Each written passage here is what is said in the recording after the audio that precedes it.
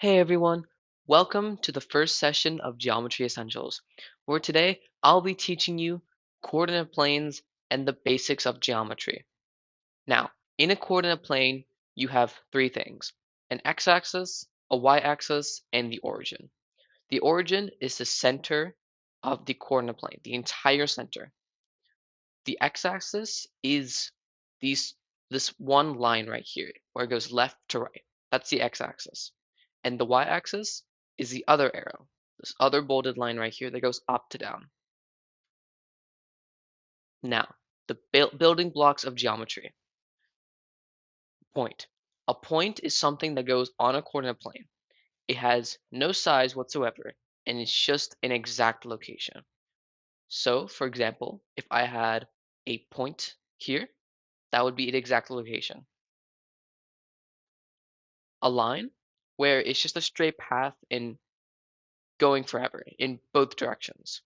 Now there is different types of lines, like rays and segments, where a segment is just a part of a line that has two endpoints, and rays that go only in one direction forever. The next, the third building block is a plane. A plane is any type of shape on a coordinate plane. So if we go back to here, I could make a square, I can make a triangle, I can make any type of shape, and that would be considered a plane. Now, some vocabulary you might notice on lines or in coordinate planes in general is these two right here, collinear and coplanar. So collinear is multiple points on a singular line. Here we have one line and we have 3 points.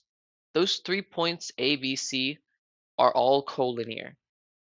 The second vocabulary, coplanar, is any point inside or any point or line inside a shape.